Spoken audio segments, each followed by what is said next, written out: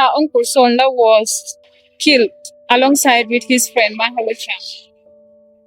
The uncle was a businessman, but he was a critic to the government. He was openly saying the things that were happening at the time. While the friend was a parliamentarian who was constantly voting against the bad laws that were being passed at Parliament. So because of that, Yahya Jammeh saw them as a threat and accused them of funding it. By that time, they were in Senegal, so he had an alliance with Senegalese soldiers who captured those two people, brought them to the border. That's where they were handed over to the junglers, who put plastic bags over their heads, suffocate them until they died, and they were buried behind Canada. I guess this is Yahya's sister. Yes. Yeah. Who is Yahya? Her son Alhaji Mahmoud Sisi was killed alongside with his friend. They were Gambian citizens residing in the United States for a very long time. So they decided to come back to set up a business. So when the junglers realized they are coming in and out of their hotel room, they decided to trace them and came to know that these people are having a lot of money in their possession. So they reported to the president. They told him that we have spies from the United States who are here to remove you from power. So he ordered for them to be killed and be chopped off into pieces. And they did? Exactly. They did as they were on it. They killed them and also chopped them off into pieces, and their remains were buried in his garden in Canada. Victim of the witch hunt exercise, and he died in 21st April 2021 as a result of the health complications that he went through after that exercise.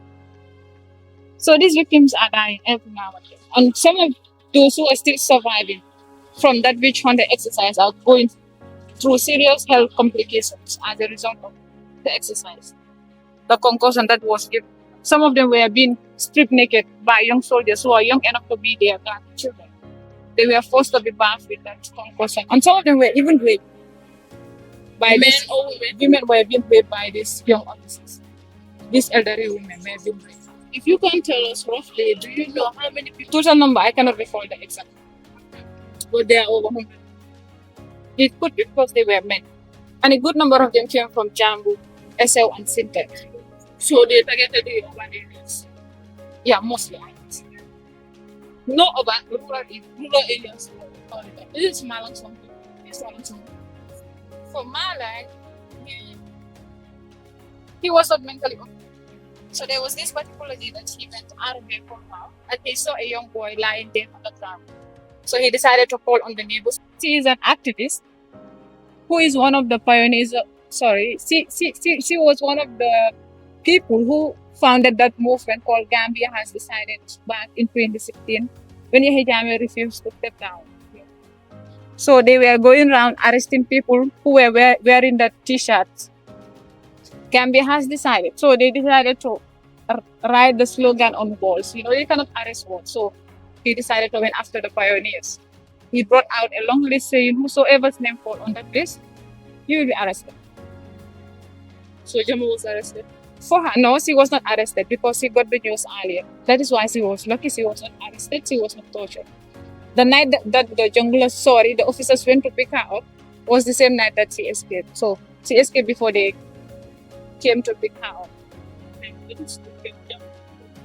The husband was accused of a visa and was given that concussion to drink. So after the husband was released from that exercise, he fell sick with cancer. He lost everything and she lost everything. She developed over 9,000 artworks in that art gallery and spent about $12 million in that art gallery. So she lost everything.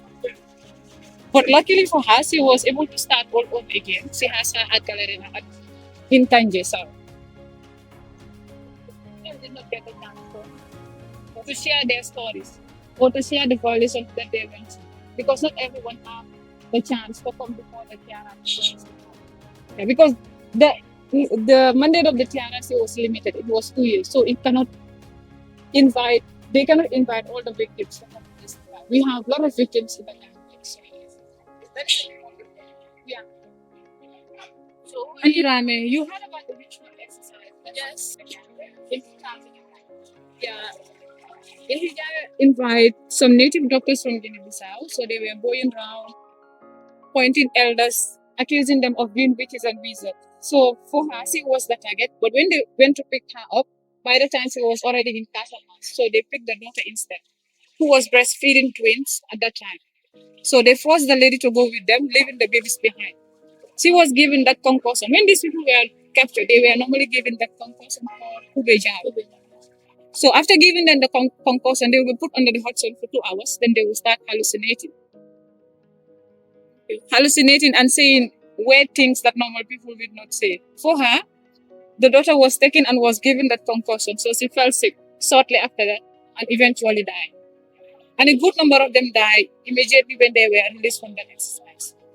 So this old lady is now taking care of her grandchildren. So, so being a witch, by that time she was 8 months pregnant. So she was given that concussion, which led to her miscarriage, and she also has 2 to 3 other miscarriages after the exercise. By that time, Fatu was in grade 5. She was going to school. So because of the stigma, she has to drop out of school. Because whenever she goes to school, her friends will call her names. So she decided to stay back. And she is also a victim of early marriage because she got married to the first proposal that comes her way. Because she thought she will never get married in her life as a result of the stigma being attached to someone being called a witch in the Gambian society. So this is fine. Did you say grade 5? Yes, she was in grade 5 by then. Age? Maybe let's do the maths. Grade 1, you normally start grade 1 when you are at the age of 7. Yes. Sandra was the spokesperson of the big boys.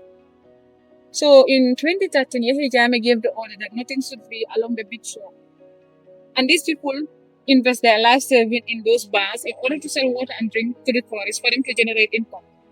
So he gave the order, and these people were given a very short notice to remove their belongings from those bars. So the bulldozer cleared those everything. A good number of them decided to embark on the backway journey, and most of them lost their lives. So this is Hassan, the spokesperson. Who is a victim of the witch hunt. And when she survived that incident, she was also a victim of slavery. She was taken to Yahya Jammeh's farm. Her and her other village members were taken there.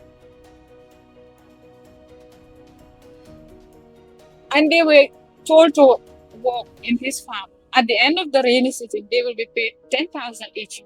So they decided to abandon their own farmland and go and work for him during that rainy season. And it was during Ramadan. So these people will work from early morning till evening. And they normally return home after Isha prayer, when everyone almost goes to sleep. And until today, these people did not receive a dime, and they were working under very harsh conditions. It was more or less slavery back then. Because They were never paid? They were never paid, and they were only given 5 minutes break to rest. And you will be under the supervision of a soldier. Immediately the 5 minutes elapse, you're going back home. And some of them were even pulling out their own resources to pay fare to the main highway in order to catch up with the bus, which normally transport them from the main highway to the farmland.